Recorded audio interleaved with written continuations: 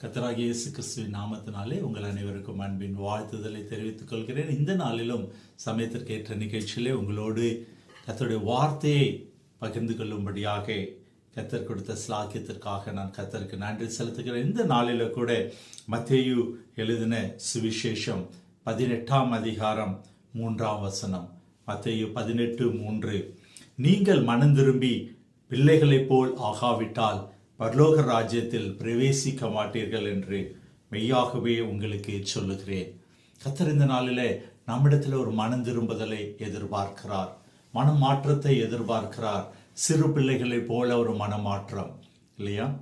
பொதுவாக சொல்லலை, மனமாற்றம் என்று சொல்லலை இல்லையா? ஒருவேளை பெரியவங்க ஒரு மனமாற்றம் அப்படின்னு சொன்னால் ஒரு நேரத்தில் ஒன்று சொல்லுவாங்க, அடுத்த நேரம் அதை மறந்துட்டு மறுபடியுமாக இல்லையா அதை பற்றி யோசிக்க ஆரம்பிச்சிடுவாங்க. ஆனால் சிறு பிள்ளைகளை போல மனம் மாற வேண்டும் என்று சொல்லி கர்த்தராகிய இயேசு கிறிஸ்து நம்மிடத்தில் அவர் எதிர்பார்க்கிறார்.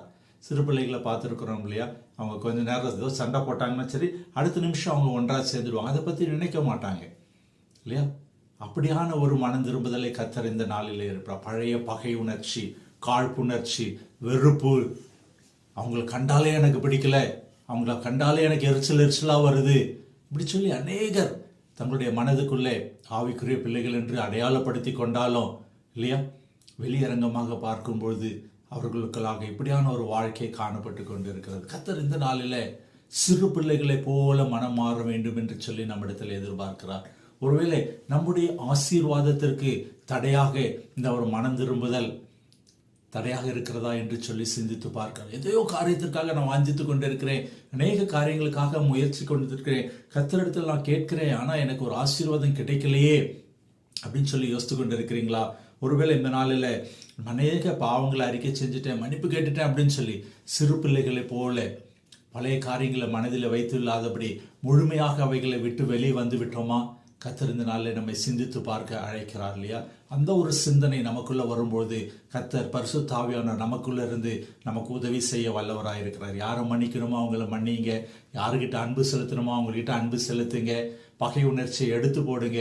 கர்த்தர் நம்மோடு இருந்து பெரிய காரியங்களை செய்வார். நமக்குரிய ஆசீர்வாதத்தை அவர் பகிர்ந்தளிக்காமல் நமக்குரியவைகளை நமக்கென்று அவர் அளிக்கிற தேவனாய் இருக்கிறார். ஜெபிப்போமா?